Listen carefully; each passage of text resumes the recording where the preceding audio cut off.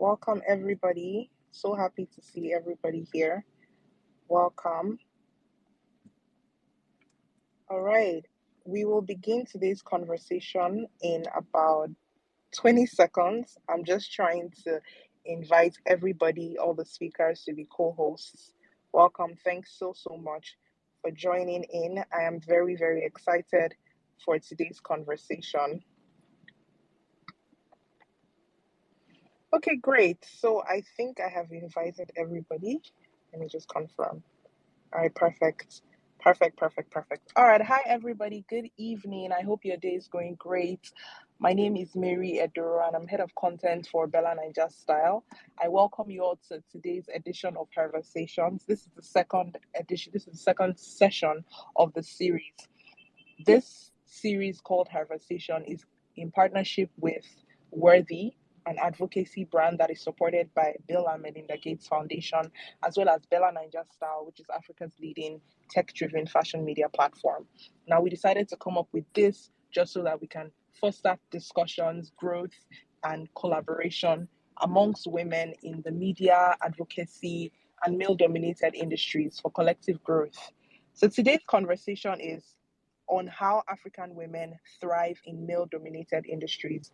And I am so excited because we have three powerhouses, three amazing super women who are going to be championing this conversation. And I can't wait for us to dive into the conversation. So today we have Kunbi, who is a well-versed business lawyer, and I'll give her some time to talk about herself and the amazing things she does. But I recently discovered her and the work she does, and I've been blown away because she juggles a lot, but just from law. And I'm very intrigued by that and all that she does. We also have the co-founders of Jan Tigidi, Kikelomo and Ujama, and I'm so happy for them to share their wealth of knowledge with us on this discussion today. So I'll just invite Kunbi to talk us through her career journey so far and a brief introduction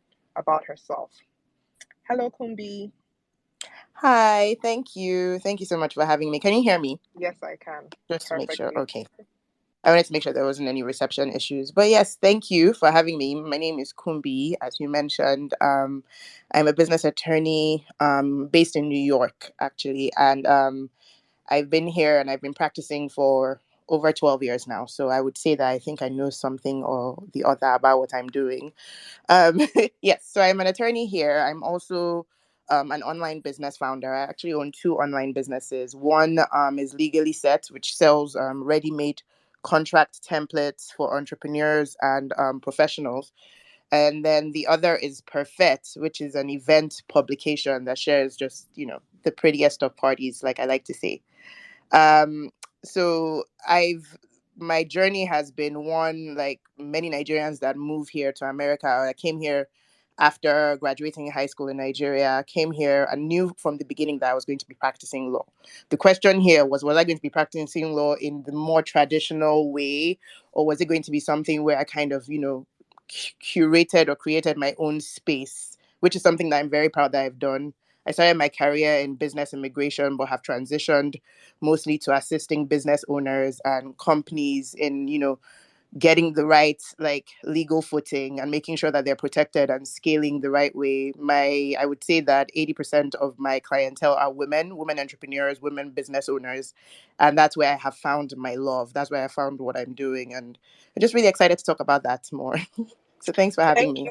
Thank you so much, Kombi. Very inspiring, and I really love the angle where you came from, which is like struggling to find your footing in a new environment in a new country, as well as even working a lot with women.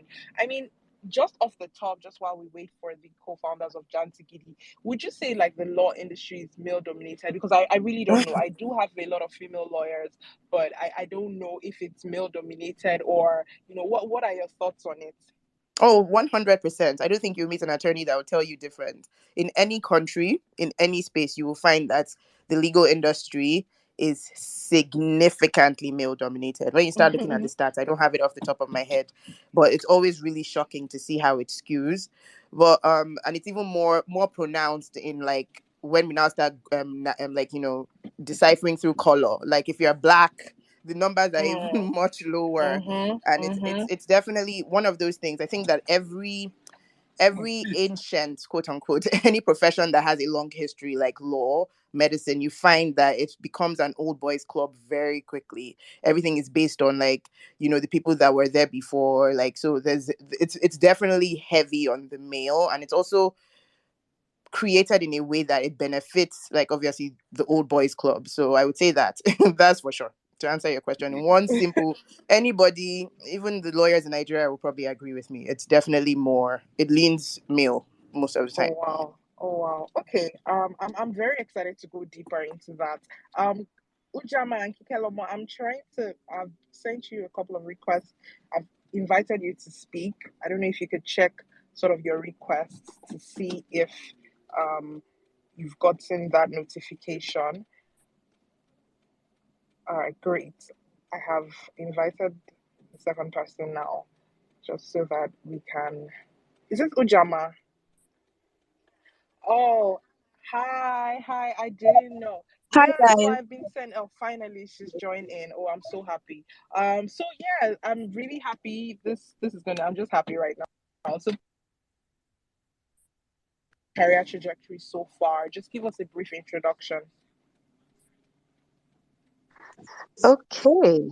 Hi everyone. My name is Amma. Amma Akpata. I'm a co-founder at Janskidi Worldwide. I started off, I'm actually an engineer by profession, chemical engineer. Lived in the UK. So, I mean, studied in the UK, moved back to Nigeria and found where I met Kike through our husbands, our then boyfriends, now husbands. And we used to have lunch all the time and always ask ourselves this question: is anybody coming from Jand? We used to have to like latch on to people's suitcases to bring in things that we had grown accustomed to after being in the UK for over 8 years. So we decided to solve the problem for ourselves. And we found that there was a market there. There were other people in our position. We solved the problem for them as well. We've been doing this for the past 9 years, going on 10 next year. Full male dominated industry. When we entered the market, I don't think there was anyone that was doing it that was female that we know of. Bringing in the kind of things we bring in at that time, which is just smaller items, about 2 kg. We've grown, we've learned a lot along the way. We've had a lot of experiences, we've had a lot of doors shut on us because we were female. But I mean, we're happy that after 9 years, we've been able to. We're happy that all these things happened. Because I think they've made us who we are today. So that's my Wow. intro.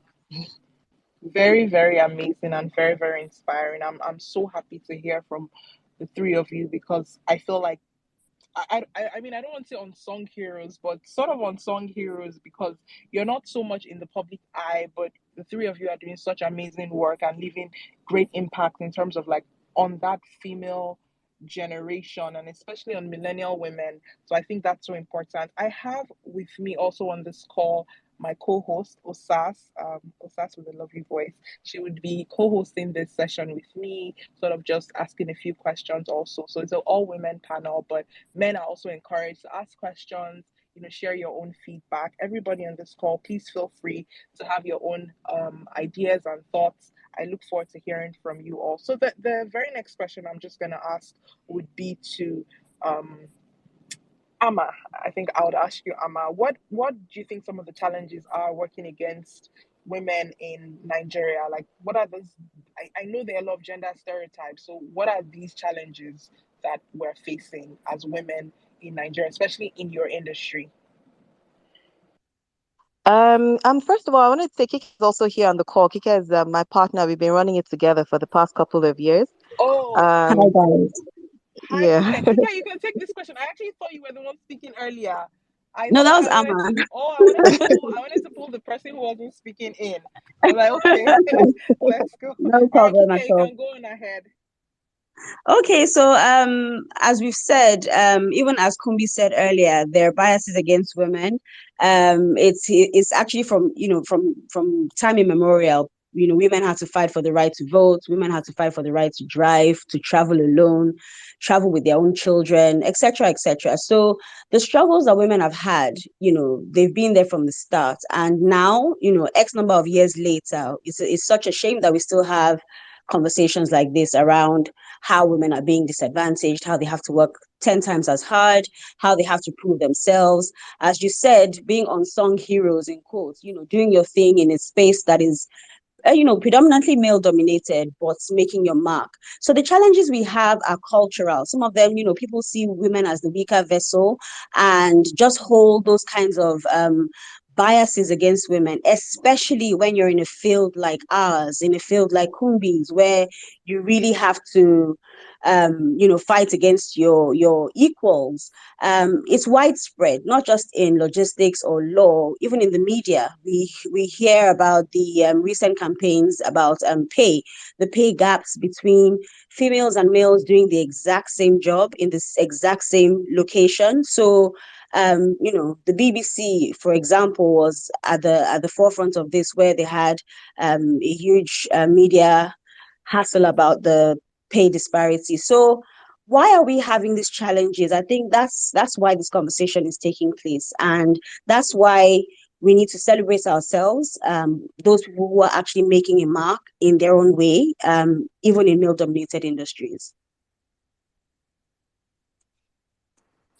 Awesome.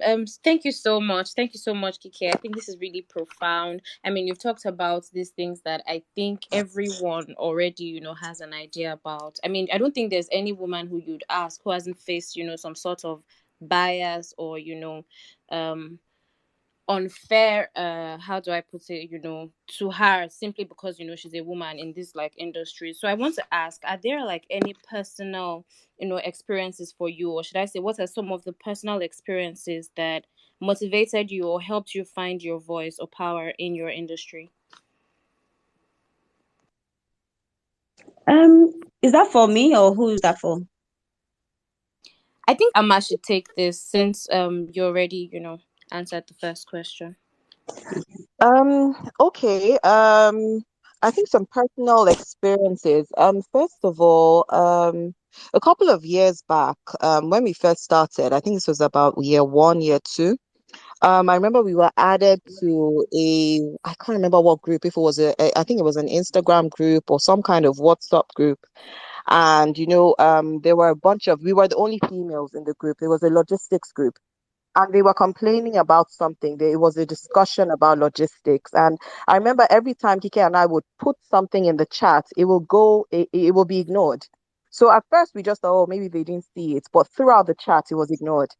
So so for us, that took us back because we didn't realize that this was actually real. And it motivated us because we were like, okay, so they think we don't understand what we're saying, or we're just, talking.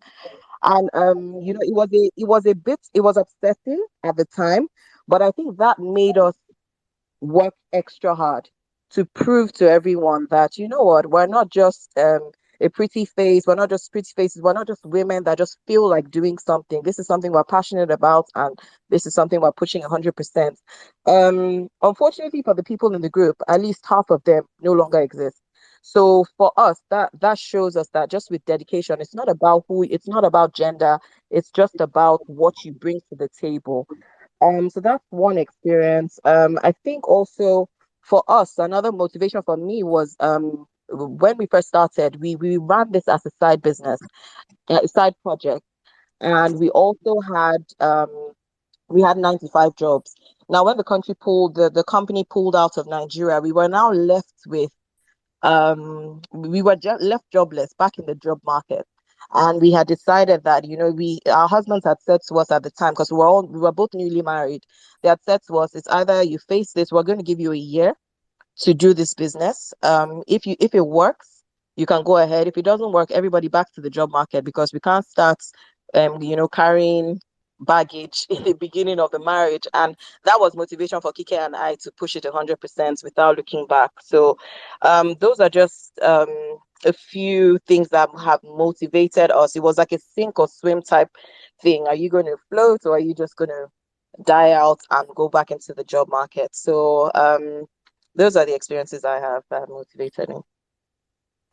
Wow, thank you so much, Amma. I can imagine how you must have felt at that time. And I'm really grateful that you didn't let that stop you, because, I mean, here you are now, inspiring a lot of other women, myself included. So thank you very much.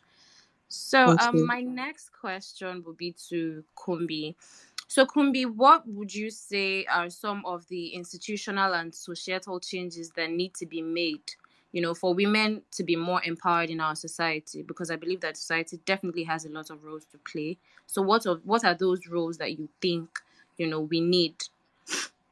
Oh God, very, very powerful question, to be honest. I think that Amma and Kika have already even shed light on some. Like, it's even in, so like I'll start from, like, even from the like granular level, where it's like, people have to start taking responsibility in the way that they speak to women, the way that they make space for women in all these, like, organizations and all these spaces, like even in the male dominated spaces. The only way we can move forward is we can't do it by ourselves, obviously. Like everybody has to make room. It's a conversation that we have in every single facet of diversity, so it's not even just specifically women, but like making sure that you're making space for that next person and doing the part, and for lack of a better word, not being an ASS about it, like completely shutting women out, or like making, like, making it very difficult for people to raise their, like, speak up or have their space, especially in spaces that they have earned, like places that they're supposed to be in. Like it's always so disappointing. And it was Amma that spoke about it just now. Hi, Amma. That it was the conversation about Hi, like, Kunbi. in basically the whole idea where you'll be in a space and people will now be talking over you or acting as if they can't hear you or anything like that. I remember like 5 years into like being a lawyer. And being a lawyer in America is actually really hard, because you do degree, you now come back and do degree again and then do this again and do this again. So like it's really upsetting. Like I'll be talking and somebody be like, oh yeah, they'll refer to me as the secretary. Just assume that immediately, or say this or that. Like, you know what I mean? Like obviously there's nothing wrong with being a secretary, but like if we're in that space where you are supposed to be seeing me as the attorney and you're referring to me as someone that's like, support staff in any way, it's disrespectful. I have heard from my colleague attorneys in Nigeria, who literally they'll tell you to go and make tea, or they'll just act as if you're not completely, they'll just act as if you don't even exist in the conversation. It's so funny that hearing Amma and Kike speak about that. So it clearly is something that goes across the board, regardless of what your profession is. Like they, like that whole idea, I think society has its own responsibility there to make sure that we're doing better. Obviously the laws need to be better in terms of making space and mandating space, mandating that equal pay, mandating that equal voice. Like there has to be more red flags legally and through the, like, the government and stuff like that, regarding discrimination, especially for women in the workplace. Those are the things, like, I think that everybody has a role to play, is what I'm getting at. We have a role to play, first of all, as female professionals as well, making sure that we're making room and making space for the women coming behind us. That's something that a lot of us sometimes overlook, because we've worked so hard to try and make our own space. So we're so overwhelmed and, like, engrossed in that, and then we forget to lift up the next person behind us. Men have a duty as well to make room and make sure that they're assisting and being that ally and helping raise the voices and helping, advocate for women in the workplace. There's so many things that affect women and affect the productivity and, like, their rise, that is not of their own control. And it's so frustrating that when people are also serving as roadblocks in those things. I hope that makes sense. Oh, absolutely. It makes a lot of sense, Kumbi. And I'm really glad that you mentioned the law, because it kind of ties into my next question, right? So, I want to ask, what legal frameworks exist right now that may either enable or inhibit gender equality and women empowerment? Okay, so thanks for this question. I will say, with a quick disclaimer, I am not a Nigerian attorney, so I do not know necessarily, like, the nuances there. I do know what's happening in the US. There's different things, like, the Equal Opportunity Commission, things like that, anti-discrimination, especially for pregnancy or anything like that. I know in Nigeria earlier this year, the Federal Executive Council had approved a new like national gender policy that was at least setting a minimum standard expected from the Nigerian government to meet its mandate for gender equality, which is a whole lot of words, but the whole idea here is that they're going to, advocate, and like there'll be more steps put in place in terms of accountability for vulnerable groups like women, which we've heard from the other speakers. We clearly are a vulnerable group when it comes to various things, especially with our position in the workplace. I would say that here there are things in place in terms of making sure that the pregnant, like pregnancy, you can't really just fire someone because they're pregnant. There are steps in place in terms of making sure that there's an equal opportunity.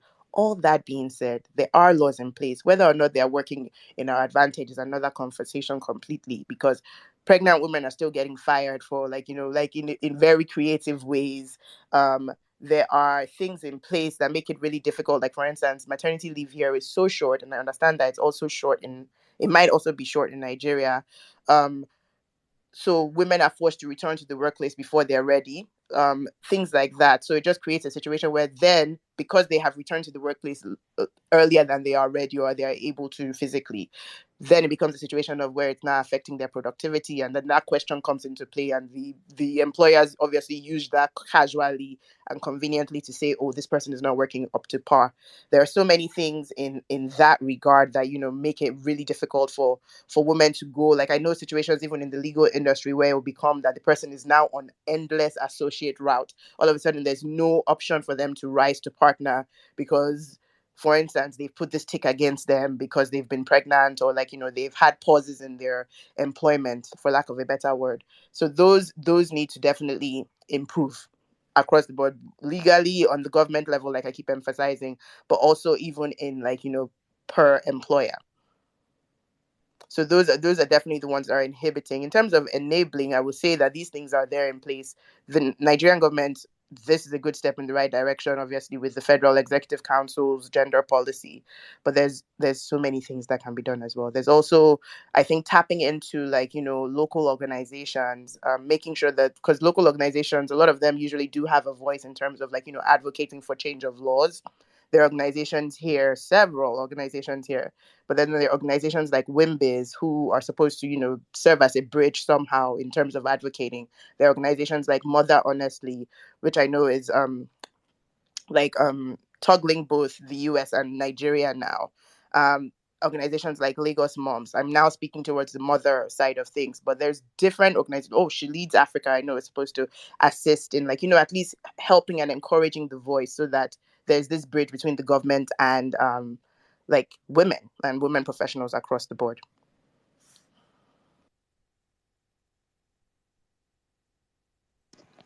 Thank you so much, Kumbi. This is actually very profound.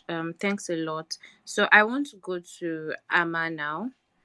Um, So Amma, as a Kumbi was, saying something about women, and she tended towards the mothers as well. I mean, of course, mothers are women as well. So I want to tie into that a little. As a woman in in leadership, working in leadership, who's working in a male dominated industry, do you think that work family balance is a myth? Is it achievable, or like does something have to give? So I'll say it isn't a myth. It is doable, but it can be hard. It's hard sometimes because you need a lot of support. As a woman, the woman is faced with so many challenges. You have to make sure you have to kind of build your home, take care of the kids, take care of your husband, and then work as well. So it's a lot to do at once. A lot of times women struggle with it. I struggled with it when I first got married, and then even as I started having kids, I struggled a lot, just trying to balance it. But what I found going forward is it's not something you can do in isolation. You need a lot of help, and as long as you have help around you, it becomes easier. So I would say, first of all, my husband's even on the call right now. He's my main support system. He's always there. So I found that working with him has helped. So explaining to him, okay, this is why I have to be out late, or this is why I have to work late instead of maybe going to, well, let's say if we decide to have a date night and I have to go somewhere else, it's important to communicate. Also having help in the, people take for granted the nannies, but I say nannies are the biggest help a lot of times. So as long as you surround yourself with you have the right hands to help you with the kids when you can't be there. If it means you having to get a lesson teacher to make sure that the kids are on top of their work. Even your family, for me as well, support system, my family, my parents are huge support systems. And I found that having them around have helped me balance work and family. Even Kike, for example, Kike is my second. I call Kike my second husband because it's a marriage for us. We've been in this relationship or in this work for the past 9 years. So that person that is able to back you up when you're not available, when let's say your child is sick and you have to go to the hospital instead of going for a meeting, you have somebody that is able to stand in the gap. So as long as you put the right people around you, have that support system, communicate as much as possible, then it's possible. It's very, very doable. Very, very doable. Awesome. Thank you so much, Amma. So you mentioned, support system, having a solid support system, your family, your friends. Do you think that the organization or the industry where you're at also contributes or has any role to play in this as well to make sure that the women thrive regardless of, the family dynamics? Um, I mean, um, I don't think so. I don't really see that much of a contribution coming from the industry, to be honest. Although I would say that logistics you can work remotely, which is good. It makes you flexible because you can manage, for example, on Saturdays, our office isn't open on Saturdays, but the drivers work. So we're able to manage the drivers from home on Saturday, or rather, the team is able to manage the drivers from home on Saturday. So for mothers, for like a new mom or someone that's busy entertaining and all that, on Saturdays it's possible to still work. So that's one advantage of logistics. A lot of times you don't have to do the heavy lifting. You have riders, you have a team that can support. So it is a bit of a flexible environment. And now technology, I think, has helped, especially post-COVID. Technology has helped to ensure that remote work and flexibility is possible in the industry. Awesome. Thank you so much for your input, Kike. So I want to address this to Kumbi. Hi Kumbi, are you still with us? Oh yeah, I am. Sorry. Okay, awesome. So what would you say are like the benefits of having empowered women in the organization? No shade, but things move faster, things work better. Like Agreed. Like I like that that, laugh. that was the answer. It's as simple as that. Like things work. No shade. We're more creative in terms of solutions. Like you just I think that if I'm being really honest, when women are empowered, everybody's empowered because the idea here is that you've now empowered the most vulnerable party in that space. So everybody is thought of, everybody's catered for in the sense that everybody's represented. And I think that part is something that we need to do a better job of, just like making sure that like you are only as strong as the most vulnerable party in your space, because everybody has to move in a particular direction. If you want to if you want to empower growth, you make sure that every single person is empowered. And that's the thing that I would hope that like not just women but men are just taking note of in general. Like make sure that we will all benefit from it at the end of the day. Everybody's moving in one direction. There are more voices to be heard. And I think that because men have been like the more privileged in most of these like professional environments, it's very easy for you to start seeing things in one particular lens. But what happens now when you bring others to the table, where you bring like where there is more balance and more equality in that in that regard, you start to see a bigger picture and a fuller picture, and then we can move in the best direction for everybody. That's my most professional way that I can say it, but I will say it again, like it's just better like No shade. when everybody is involved. Interesting, very interesting. Thank you so much. I really like that line. You're only as strong as the most vulnerable member on your team. That's really profound. I think it's something I'm going to jot down and remind myself of over and over again. Okay, so I mean, we talk a lot about how women need to be empowered, and how we need to do a lot in terms of this empowerment. But what would you say are like concrete steps that we can take to actually advance women's empowerment? I Uh, think some of the steps we can take is in our immediate vicinity. So wherever you're placed, I'm in logistics, I run a business. In my space, how am I empowering other people, other women? So for example, Amma and I, when the business turned 5 in 2018, we started a platform called Logipreneurs, which stands for Logistics Entrepreneurs, where we helped other aspiring logistics entrepreneurs come up in the ranks. So we showed them how to, people that have never gone into logistics but wanted to start. We gave them courses, we trained them on how to start, how to run, and how to grow their delivery companies. I would mention that a lot of them were female. So it's just putting them on, and then sharing jobs their way. So, for example, we have a day where we're full, we have extra deliveries that we can't handle on that day. We outsource to these female business owners as well. So it's just about putting people on around you. So, for example, with Kunbi, who's a lawyer, she would obviously have, if she's working in a law firm, she would have females who also come into the organization. Is for her to hold their hands and help them gain confidence, empower them, give them tasks, delegate to them, entrust, bigger tasks into their hands. And she had alluded to something like that earlier when she spoke about helping other women, bring them up as well. So in our little spaces, even if it's not within the workspace, so you're a volunteer in church, for example, how are you empowering other people around you? In our office, for instance, we have an accountant. She doesn't necessarily have to be at work every day. So we've worked with her, we've worked out a schedule with her because she doesn't have childcare every day of the week. Okay, come to work Monday to Wednesday, and then Thursday and Friday you work from home. Those kinds of things, those kinds of arrangements, or will I say privileges, or helping them be. We've spoken about how we manage our own homes. Amma spoke about having help. For her, she doesn't have help all the time. So why do you support her by letting her be with her child 2 days a week? So in your own little space, I think if every single person did something positive for another woman, it starts from even driving. You're on the road, a woman wants to cut in front of you, just allow her. Just that can just, save her the panic of, oh my God, I'm in the middle of the expressway and I don't know which way to go. So things like that, when you start from things as little as that, you then graduate to bigger and more impactful things. That's what I think.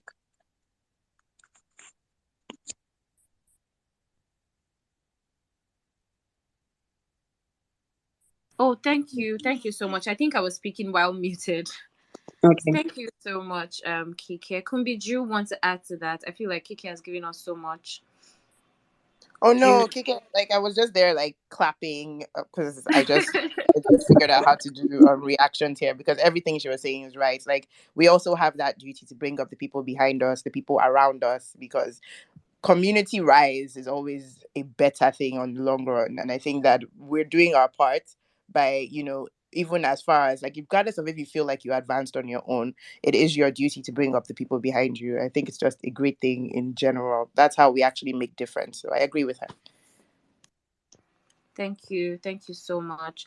So I'm going to ask this one. I think all of Kumbi, Kike, and Amma, I think I'll need like three of you to, bring on, what you think, because it's basically advice, right? So what advice do you have for women who want to work in a male dominated field? We can start with you, Amma.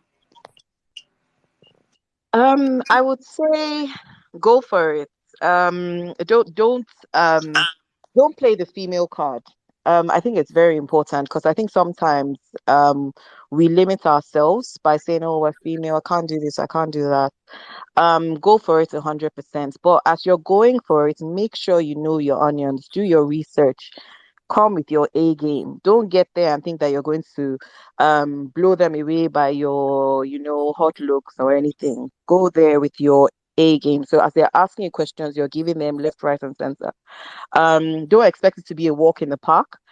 It's not going to be easy. You're going to get a lot of doors shut on you. You're going to have people look down on you, talk down to you, like Kunbi and Kike said earlier on. But just remember your goal. Begin with the end in mind. So have the goal in front of you and just keep going, and be ready to walk the walk, because it's going to be challenging. But as long as you stay the course, you'll get there. Really sound. Thank you so much. Make sure you know your onions, bring your A game, don't play the female card, go for it. All these gems. I'm definitely noting all of them down. So Kike. What could I possibly add to what Amma just said? So yes, I will just look back on our journey and thank God for our gender. Regardless of the fact that we're female, there's so many females doing amazing things in different spaces, male dominated in particular. We have a friend who, she's called the generator girl. If you see the way she talks about a generator, the way she handles a generator, she's learned, she didn't come to the industry knowing what a generator is. Nobody, females generally don't know parts of a generator, but she, as Amma said, she brings her A game. She continues to rebrand, continues to improve on herself. So I'll just use her as an example. Come knowing nothing. She started as a sales girl, and now she owns a generator rentals company that's doing amazing things within and outside Lagos. So how has she grown? She's empowered herself. She's learned on the job. She's put herself out there. You know, we had a meeting earlier today where they said you don't put a candle under the table, you put it on the mountain, not even on the table, you put it on the mountain and shine your light everywhere you go. Let people know what you do. It's not about whether you're female or male.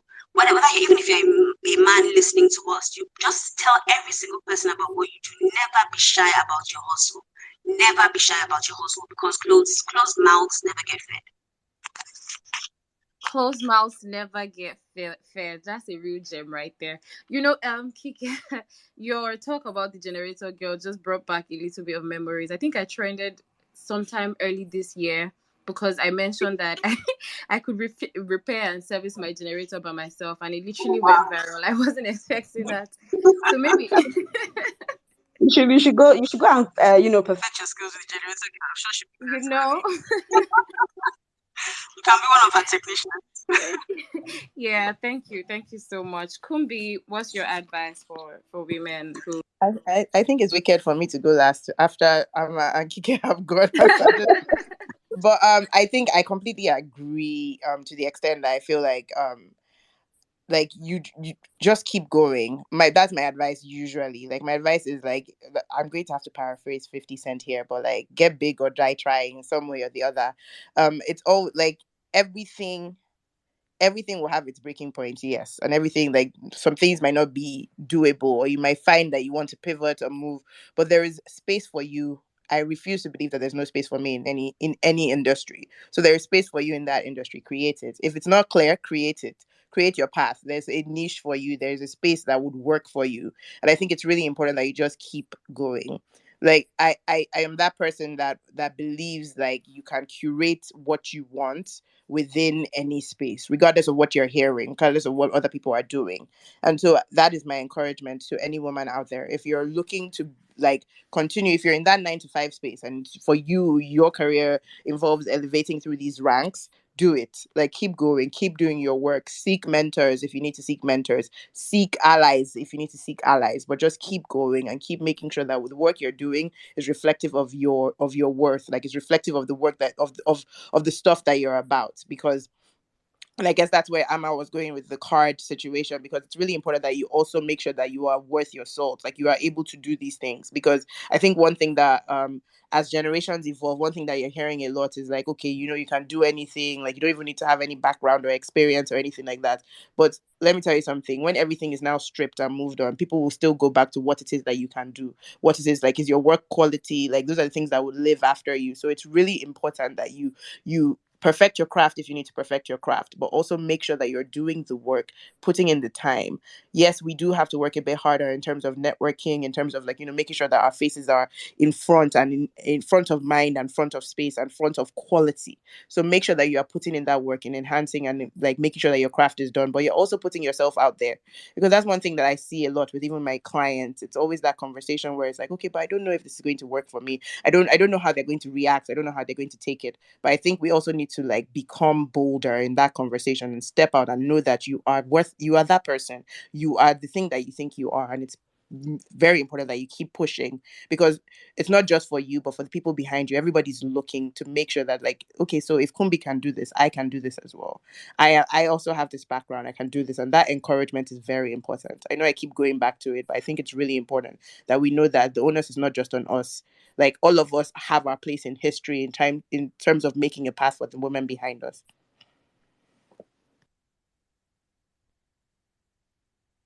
Sorry, I'm done. Thank you so much. Thank you so much, Kumbi. Thank you, Amma. I feel like I've gotten so much gems here today, and the fact that I'm doing it at the comfort of my house is just really thrilling. So you mentioned, Kumbi, that you could go, you could seek mentorship, and all of that. Are you open to taking in mentees at this time? I'm always open, but it's always usually just one position at a time, because I believe that if you're going to do it, you have to do it like Hi, honestly. And everybody. so Can you hear me? if my Yes, please. Uh-oh. Yes, we can hear you, Mary. Uh-oh. Hi, everybody. Can you hear me now? Yes, we can, Mary. Can you hear me?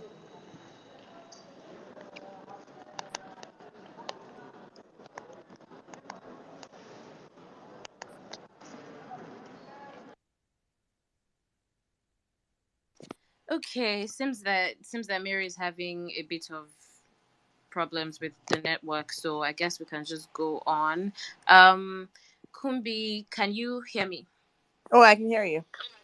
Okay, great. So before we round up, I feel like we've had such a powerful session thus far, but I'd like to just give this. I know that some people were requesting to speak earlier. I don't know if they're still on, but if you have any questions, please just request the mic, and you can ask your question.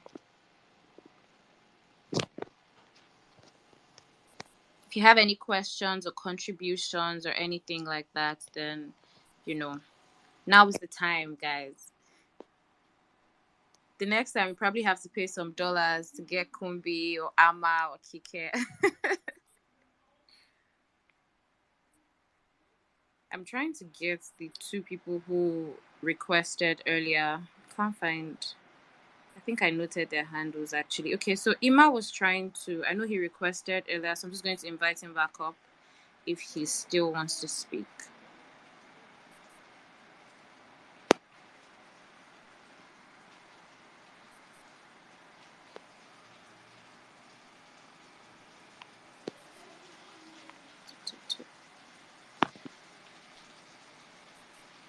Okay, he isn't accepting anymore. I guess everyone is quite satisfied with all of the gems and that we've received thus far, overfed and all of that. So I'm saying a very big thank you to you.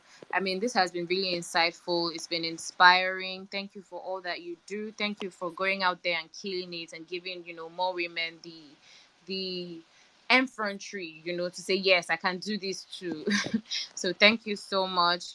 This conversation will be available later because it's been recorded, and so you can just share with your friends and family and every other woman in your life who is doing amazing and just needs some push. We'll also be having another conversation next week. So thank you guys so much. Same time Thank next week. you. Thank you. Thank you Thank for having you. us. I'm going Thanks to for be having ending this us. Bye, now. Kumbi. Bye, Kumbi. Bye, Bye, guys. ladies. Bye, Thank you. bye. Bye. Bye.